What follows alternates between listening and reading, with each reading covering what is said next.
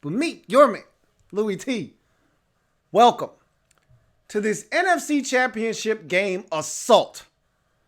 As the San Francisco 49ers are currently in progress of an ass thrashing of epic proportions as they are destroying and dismantling, disassembling, and any other dis you can think of the Green Bay Packers right now, 34-7 as we start the fourth quarter. I have no interest in watching the remainder of this game. This was everything I thought it could be. This is everything I tried to run away from. I was praying that the Packers would make the adjustments. Obviously, they did not. This is what we said could happen. We've talked about this at least 3 or 4, maybe 5 times since the ass thrashing took place the first time in week 12. When I said, I don't need to see this again. I've said that the Green Bay Packers are frauds this season. I don't want to see them against this 49ers team again. The team that was supposed to be here was the New Orleans Saints. That was the only team in the NFC that I thought was capable of beating the San Francisco 49ers. They got eliminated by the Minnesota Vikings. Thus, we were left with this. Now, if Seattle had gotten here, which is what I told you, you really wanted to see. But again, because New Orleans didn't do what they were supposed to do. All right. And you know what? It was actually good that they got eliminated because then we could have gotten Packers or 49ers and Seahawks in the NFC Championship game like we wanted all along. But that was messed up by the Packers last week. Or I shouldn't say messed up by the Packers because they did what they were supposed to do. The Seahawks didn't take care of their end of the bargain. And so we were left with this. And I talked about it, and I pretty much nailed it on my preview for this game on my podcast. And I pretty much said, look, if the Packers use the short passing game and the screen game and they get it out of Rodgers' hands quickly and they can run it a little bit, they'll have a shot. What did they do on that first possession of the second half? Everything that I told them they needed to do from the jump. They didn't do it at the beginning of the game. They waited until they were down 27-0 to try to employ the things that they should have been doing when it was nothing. And it was too late. And by that time, the defense had already been exposed. They cannot stop the run whatsoever. They couldn't stop it the first time these two teams played. They can't stop it now. And it's even worse because Raheem Mostert, last time I checked, was on pace to run for 617 yards and 99 touchdowns in this game. The defense is atrocious by the Green Bay Packers. Deebo Samuel may go over 100 yards rushing in this game as well. All right, and I'm pretty sure if Jimmy Garoppolo wanted to run it a couple of times, he may go over 100 damn yards too. They returned to the scene of the crime, and they're currently being murdered again. This is ridiculous, and we should not have been exposed to this. Everyone with 2 eyes knew that the Packers were frauds this year. Their 13-3 was the most, and I'm not exaggerating here, it was the most fluffed and overhyped 13-3 I've ever seen in my life. I can't recall a 13-3 team looking this vulnerable in my life. I never once thought this team was capable of winning the Super Bowl this year. Even if they won this game, they were going to lose against Kansas. Sorry for that technical difficulty there. I said on my podcast that if this score ever got to double digits at any point in this game, that the Packers were going to be blown out and the 49ers would roll. It got to 14-0 early in this ballgame, and at that point, I said, this is going to get ugly. And it did. I think it was 10-0. It might have been 10-0 when Robbie Gould hit the 54-yarder, I believe it was. I said, from this point on, it's going to get ugly. And it did. And it got to 27-0 at half. So, obviously, you can see we're having technical difficulties. I'm going to make this short and sweet. I'm not going to waste your time. I appreciate the super chats. I'm going to read these quickly. 49ers fans. Okay, going to read these super chats. DMV fan 123, thank you for the super chat. He says, I started washing dishes, man. And you are a smart man. You are a very smart man.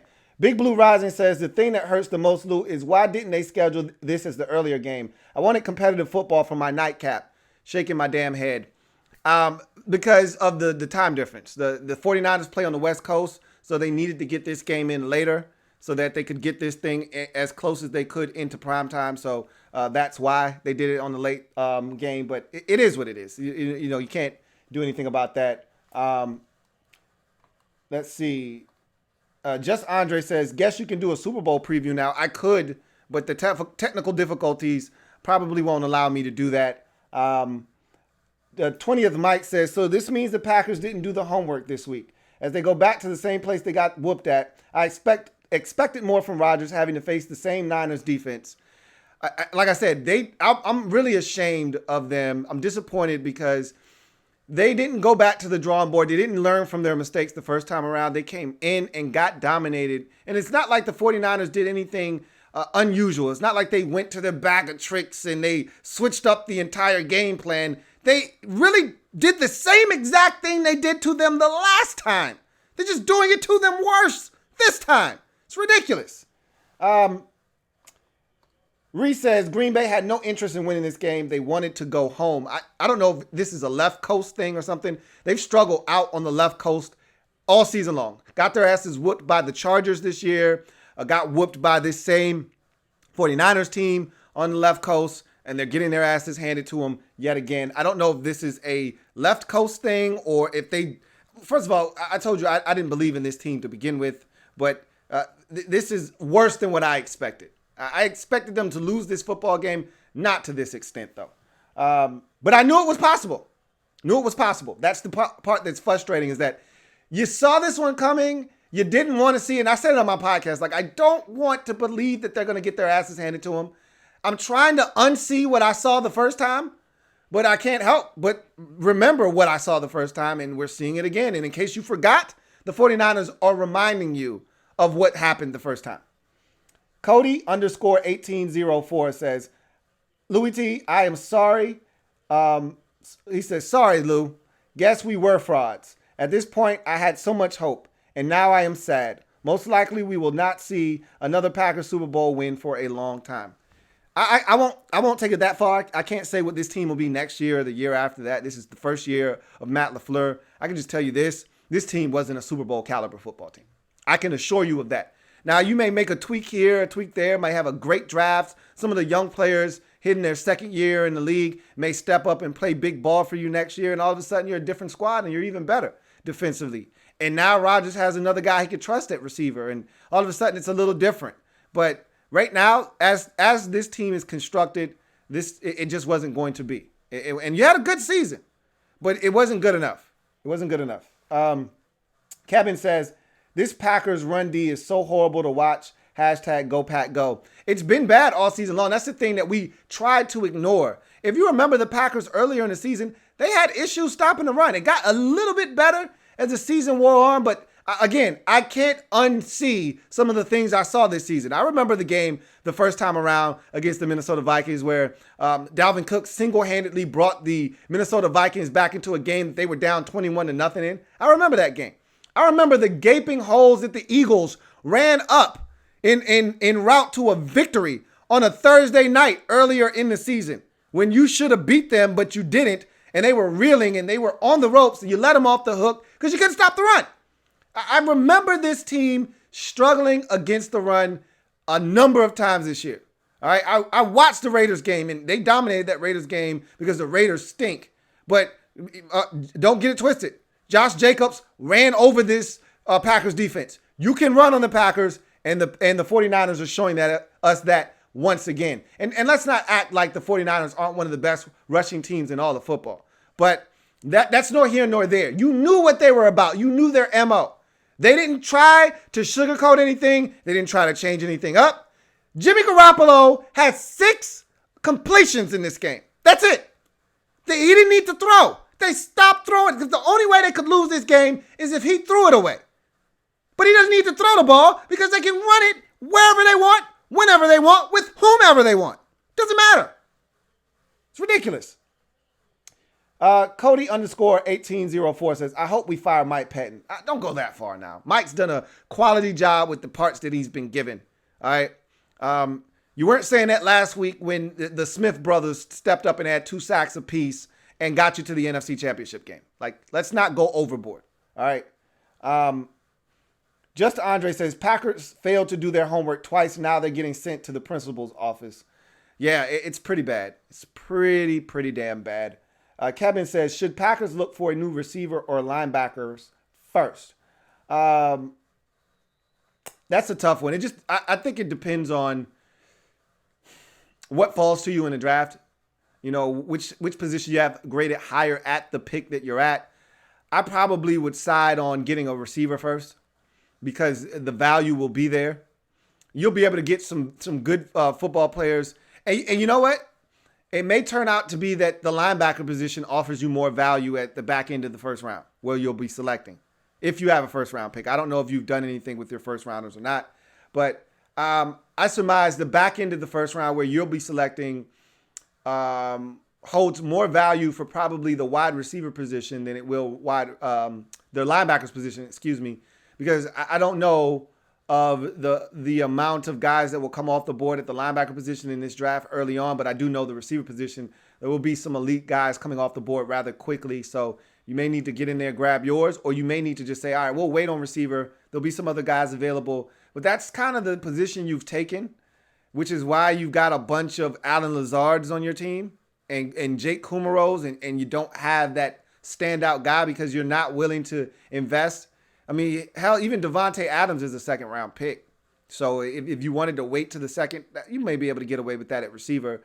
Whereas at linebacker, if you're looking for something elite, you may have to strike while the iron's hot in the first round. So I'd probably tell you your best bet may be get the linebacker first, then double back and get the wide receiver. But we'll see. I mean, it may be too hard to pass up on a talent sitting right where you are at, let's call your pick, 30th in the NFL. It might be too hard to pass up on the 30th.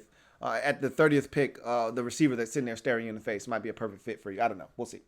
Anyway, Double A says, makes me feel good. After listening to Packers fans all week about what the 49ers whooping us in the second half, they got mauled all game.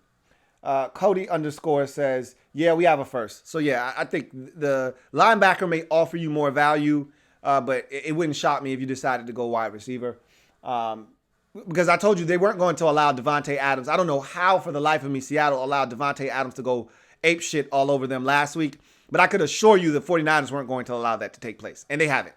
And so you need another guy to step up. And I just don't know if that guy's on the roster right now. And you got some really solid parts, that could be third. And they're ancillary parts. Keep that in mind. You got some really solid ancillary parts. Guys that could be, third and fourth options. I don't know. There isn't a number 2 on your team right now. You need at least a legit number 2, possibly a 1A to Devontae Adams, but you don't have that guy on the roster right now. So, HTTR for life says, it's just so similar to their regular season game. 49ers are the better team. I'm excited for the Super Bowl. You should be excited for the Super Bowl. I am. This is the best possible outcome we could have gotten.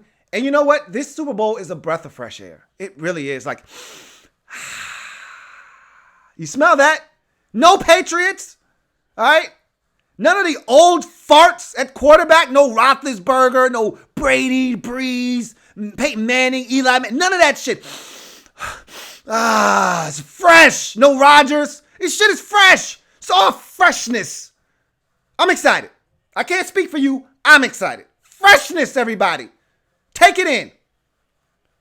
Got a super chat from my man John Saluda. What up, John? Appreciate you again. As always, he says, sorry, random question. Anyway, your stream reaction to the Super Bowl or next year Redskins games, I'd love to watch. I've thought about, I said to myself, if I ever went live during a game, watching a game with you guys, it would be a Redskins, like a playoff game for the Redskins. That's when I would do it. I wouldn't just do it for a random game or the Super Bowl. First of all, I think I'm going to have a Super Bowl party, so I would be entertaining. But if it were a Redskins playoff game, I would be really on edge. I'd be too nervous to entertain guests. And that's part of the reason why I don't know if I would do it for a Redskins game or not. But if I did do it, it would probably be for a Redskins playoff game. So there's that. Anyway, Tracy Cooper says, do we draft Chase Young or trade back? Okay, this is not a Redskins show, but you draft Chase Young. I don't know how many times I have to tell you guys this. But you draft Chase Young. There's nothing to think about. There's not a decision to make. You draft Chase Young.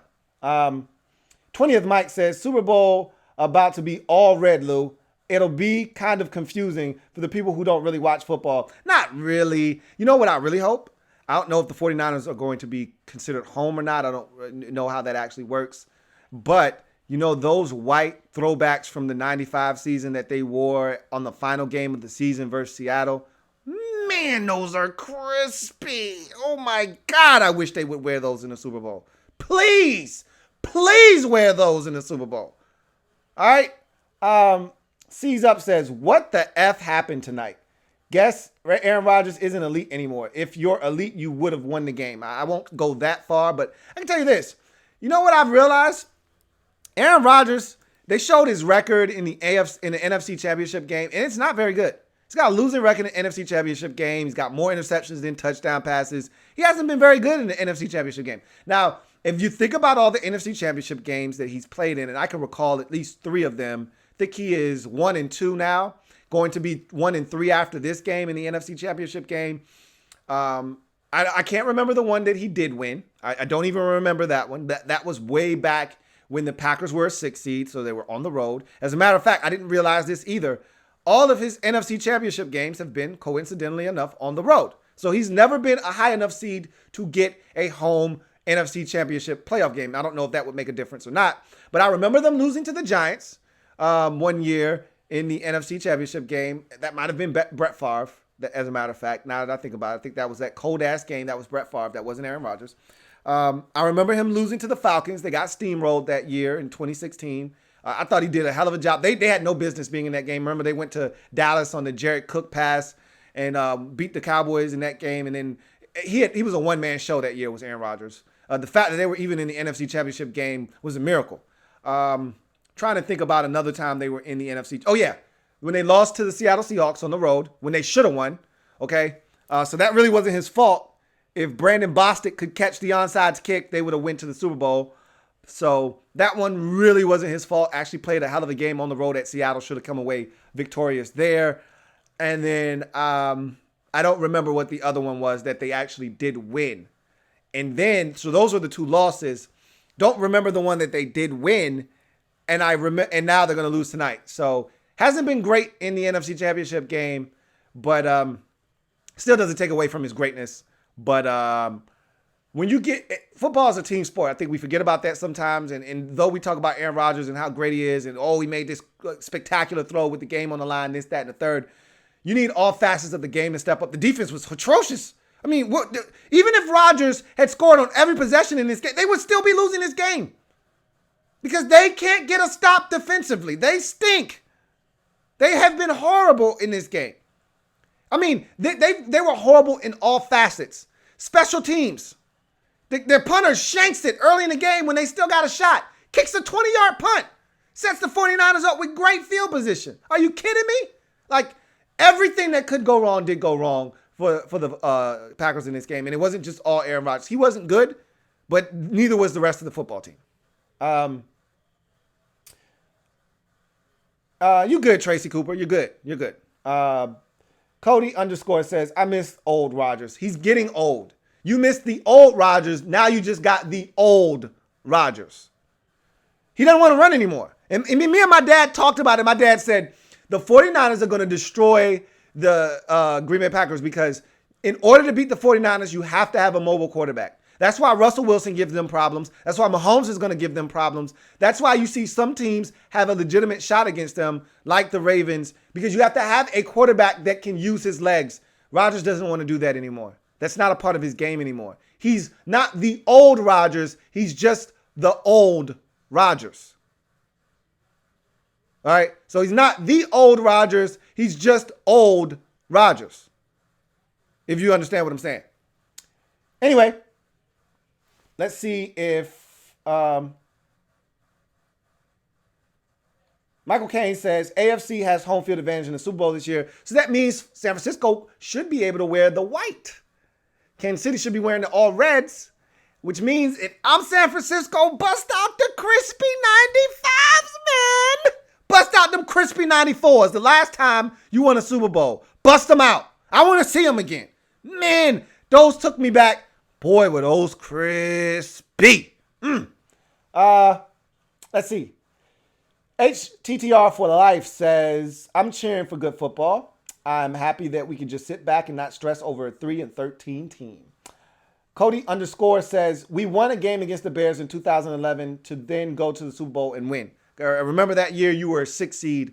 You were the last 6 seed, I believe, to do it. The Steelers did it before you, and the Packers did it that year in 2011. I remember, I think that was the Jay Cutler Bears, if I'm not mistaken, that year that they had all that defense. And yeah, I don't know. I thought that year that the Bears made it to the NFC Championship game was against the Saints and lost. I don't know. I get my years mixed up. Whatever. Okay, cool. Let's see. Tracy Cooper says, I don't know. Rodgers has decent numbers right now and a laser throw to Steinberger just now. Could they fight and make it a game now? I doubt it. I think it's 34. I got the TV on, but I can't really see it in front of me. I think it's 34-20 now.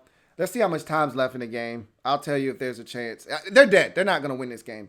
It's 8 minutes left. There's still enough time for them to do something. I can tell you this much.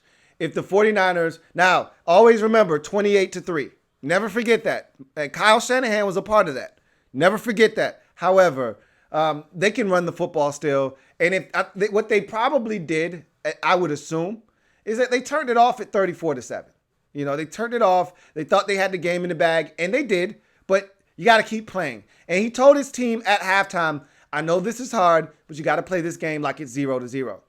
It's impossible for guys to go out and play with the game 0-0 when they look up at the scoreboard and it says 27-7 or 34-7. Now it says 34-20. It's hard to turn the switch off and then back on, but I think they can do it.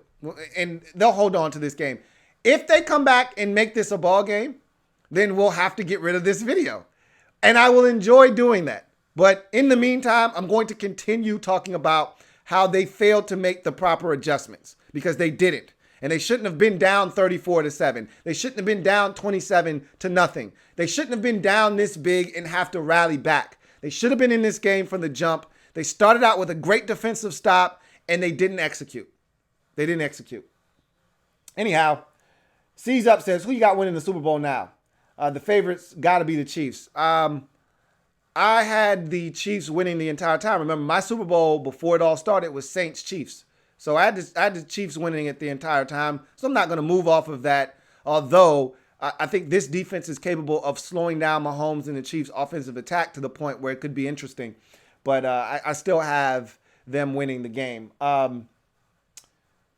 Cody underscore says, you are correct. It was Jay Cutler as their quarterback. It was the BJ Raji pick 6 game. And yes, we were the last 6 seed to win it all. Okay. For a minute, I thought I was going crazy. I knew you were the last 6 seed to win because it doesn't happen very often. And that was, if I'm not mistaken, that was the 2010 season. And the Super Bowl was in 2011, but it was actually the 2010 season. Because if I vividly remember correctly, that was the year we knocked Aaron Rodgers out of the game. Brian Orakpo concussed Aaron Rodgers in FedEx Field. I think we ended up winning that game 13-10. Don't quote me on that. Go check the record. Let it reflect. But I believe Rodgers was knocked out of that game late, and we were able to win that football game 13-10.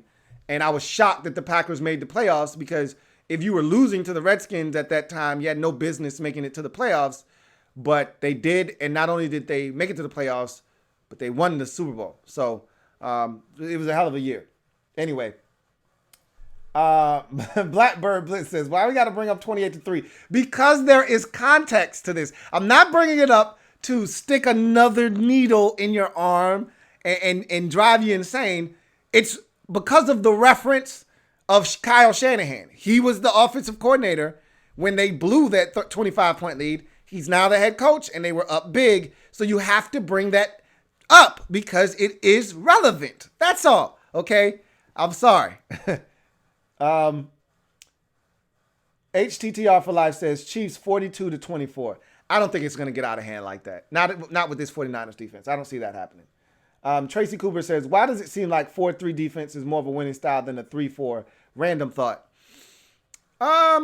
It's just all about personnel. You know, the 3-4 was trendy about a decade ago. Everyone started switching to the 3-4. Really, at one point in the league, there were only about 3 or 4 teams that ran a 4-3. Everybody else switched. Like Tampa Bay, the New York Giants, they were like the last of a dying breed. Everybody else made the switch to a 3-4 defense.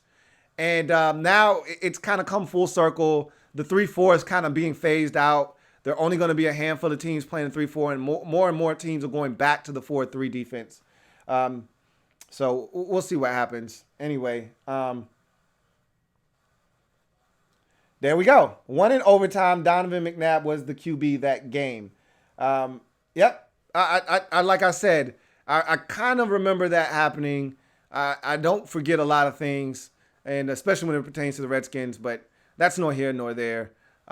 Anyway, let's check up on the game quickly. I'm about to get out of here. Raheem Mostert goes bananas, 4 touchdowns in the game. All right, it's 1st and 10 at the Green Bay 42. They're going to win the game. You guys stop. All right, it's 5 minutes left in the game.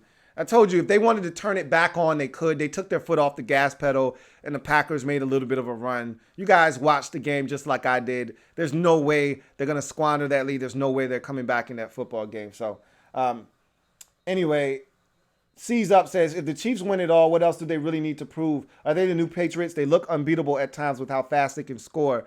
I told you, I felt like it was symbolic. You know, passing of the torch. I wanted them to win against the Patriots so that it could be symbolic. But I told you, this feels like the beginning of the D word. I don't want to use it. You got to win first, and then you got to get back. But this is 2 straight AFC championship games. All right? So, you know, they're starting to show that they have the ability to get back here. The AFC, to me, is the weaker of the 2 conferences, even though Baltimore looks like they could be around for a little while themselves. The AFC is the weaker of the 2 conferences. It looks like you could get back here more often than in the NFC, where there's a little bit more parity because there are more good teams. The Chiefs could be starting something. We'll see what happens.